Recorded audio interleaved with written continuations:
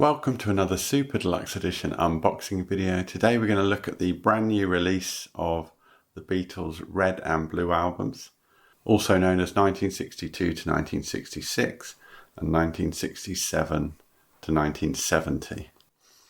Now these have been reissued to accommodate the new single Now and Then, and Apple and Universal Music have also taken the opportunity to expand both records with extra tracks, which we'll take a look at in a minute.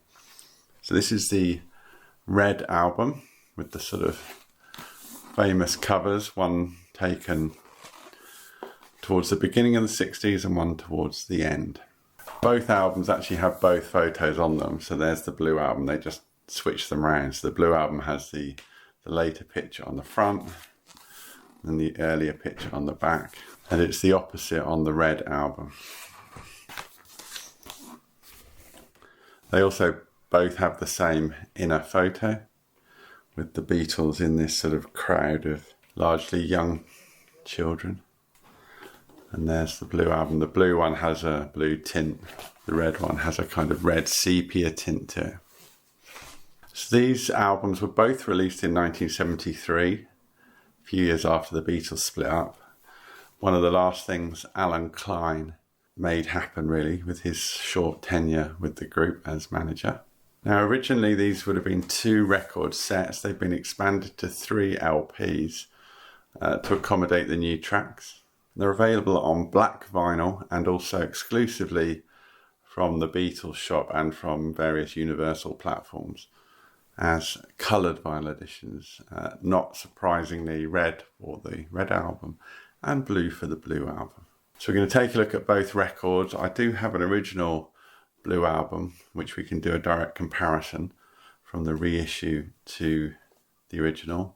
I don't have an original Red album at hand, so we're just going to have to look at this one straight off the bat. So gatefold packaging. These would have been laminated originally, these records. We'll see the blue one was laminated. So no lamination, just a plain card treatment.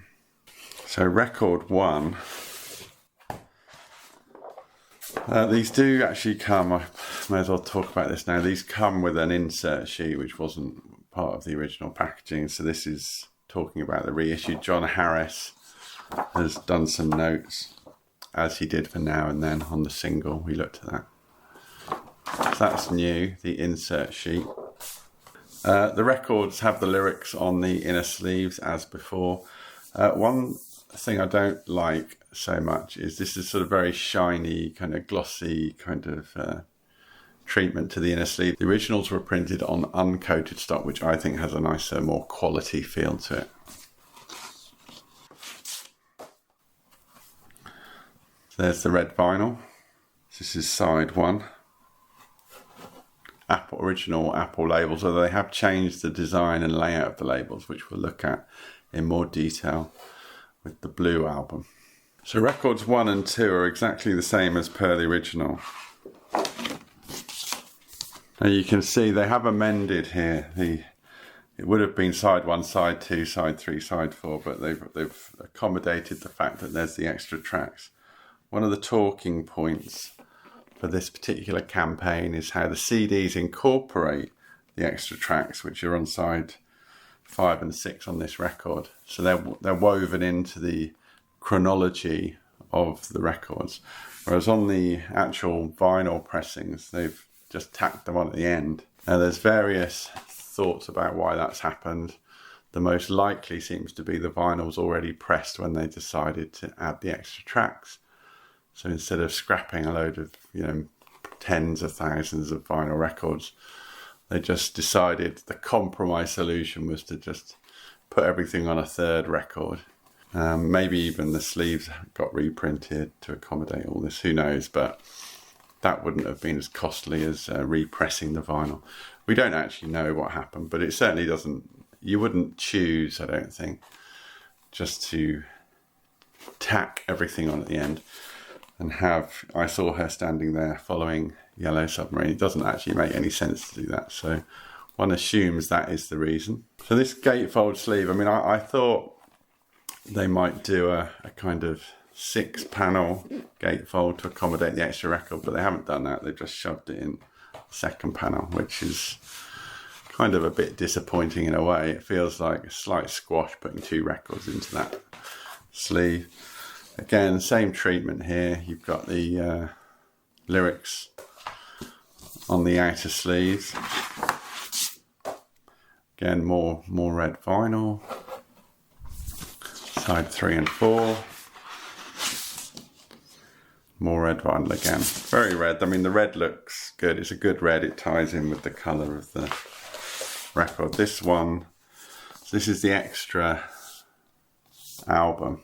Starts with I Saw Her Standing There, Twist and Shout, This Boy, Roll Over Beethoven, which is sung by George, You Really Got a Hold on Me, You Can't Do That, If I Needed Someone, George song, Got to Get You Into My Life, I'm Only Sleeping, Taxman, another George song, Here, There and Everywhere, Tomorrow Never Knows. I think they're reasonably good choices. There was a bit of a question mark over the lack of rain. A lot of people thought that would have been a good one to add because it's a classic Beatles B-side, an amazing song, great Ringo drum performance, etc. But anyway, I mean, you can argue all day about what should and shouldn't have been added, but that is what was added. So here's the blue album. So with this one, I've got an original we can compare it to. Obviously, this original is now 50 years old. So it's hard to do a direct comparison with the blues because this has faded over time. I do still think it might have been a little bit lighter, but there's the original and the reissue on the left. The original is laminated. I don't know why they don't laminate modern records in the same way. Presumably it's just a cost issue. And this is one of the talking points because these aren't cheap. This is £72, £73 via the Beatles shop. So for a triple album, why didn't they just go the extra mile and laminate it? You know, make it look nice like the originals did. So that's one sort of disappointment. There's no special treatment. There's nothing. It's just plain card. It's also an opportunity to do a comparison with the back. The apple's slightly smaller on the reissue, and you haven't got all this copyright stuff on the original, you've just got a catalogue number. So you open the gatefold, we can also do a comparison. So this is the reissue, and you can see there's 3 columns of text here because it has to accommodate the extra record. Whereas on the original, you've got the 2 columns of text on each side, so that's an obvious difference. The original is actually, it sort of plays down the kind of blue on tint on the photo. You can see it's much more like just a normal black and white photo, really. So again, like the red album, you get this insert with John Harris talking about the record.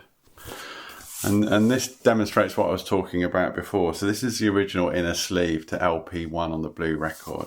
So it's uncoated stock. You get some details like this little cut here. Cutaways to sort of facilitate access to the record. And then that's the original album. This is obviously a black vinyl pressing, as you can see. The new reissue is definitely darker blue. There's none of the sort of detail. There's no little cutaway. And as I said before, it's on this kind of rather shiny paper, which for me doesn't exude quality. Okay, so here's a little point of detail. So this is the Apple logo for side 2 of the reissue. So that they have changed the layout and the typography a little bit. So there's the original. So that looks quite good. You've got stereo of the Beatles, 67 to 70. Track listing all together in a sort of bold typeface. And then at the side you've got 33 and a third EMI, side 2, etc. But on the original, this is the reissue. You've got this kind of annoying gap between I Am the Walrus and Hello Goodbye to sort of accommodate where the whole of the record is. The way the Beatles is written isn't really as nice. That font's quite sort of boring. And you look at the right-hand side of the Apple there, and it's just, there's a bit less attention to detail with the layout and the typography. Just think that's quite balanced, neat, it looks good. That one's a little bit of a mess. I mean, I know we're talking, finer details here, but it all matters, doesn't it? So that's an interesting thing to sort of pick up on. The blue vinyl looks good. These are, of course, the new remixes. That's one of the talking points that Giles Martin has gone back, and there's, I think it's 36 tracks across both records of brand new mixes using machine-aided learning, sort of stroke AI, whatever you want to call it. It's the demixing technology, basically, where they go back to a track which was previously had various instruments all fused together on the individual 4 tracks, and you couldn't separate them. Now they can separate them, move them around within the stereo field, etc. Same thing as with the Red Album. It's a sort of simple gatefold, but they've shoved 2 records into the right hand pocket. So, I mean, it's obviously going to look the same, but there's blue vinyl for LP2. Now, not only have they tacked the extra tracks onto the LP as per the Red Album, one of the things that they've decided to do, presumably because they think, you know, it needs to be an opening statement and it shouldn't be the sort of footnote at the end, but they've started side 5 of this record with Now and Then, now the new song. So, I mean, I just find this a bit strange. You listen to Now and Then, which is the last ever Beatles song, as they keep telling us, and then it's followed by Blackbird. Well, how does that really work? Dear Prudence, Glass Onion. I mean, you've just got loads of tracks after it. If it's the last Beatles track, why isn't it the last track on the album like it is on the CD? So even though it's already compromised with this new LP, which is not in chronological order, even within the new LP, they haven't, the Blue Album, Now and Then, is out of chronological order. So go figure, as they say in America. And again, blue vinyl looks very good. So in summary, what can you say about these reissues? Well, they do look fairly much like the originals. They haven't tried to redesign them. They haven't changed 1970 to 2023 to accommodate Now and Then. There's a few things they've just decided doesn't make sense, but we're going to keep it like that. That's a good example.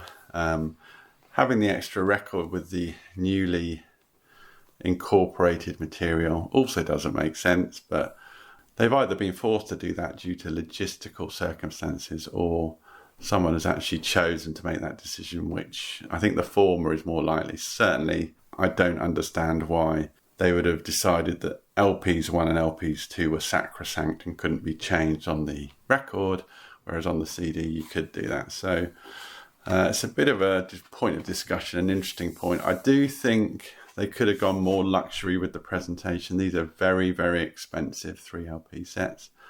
There's no lamination, there's no spot varnishing, it's not a kind of tip-on high quality sleeve.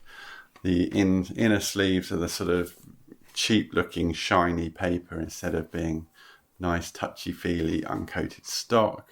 Some of the attention to detail on the typography around the labels I don't think is as good as it could have been. And, you know, shoving 2 records in a space where really only one should go is another sort of questionable decision.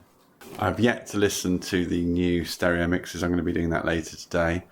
Looking forward to having a listen to them. But I hope you've enjoyed this look at the Red and Blue album reissues on 3LP coloured vinyl. If you have, why not subscribe to the Super Deluxe Edition YouTube channel for more great physical music unboxed. Thanks for watching, and I'll see you next time.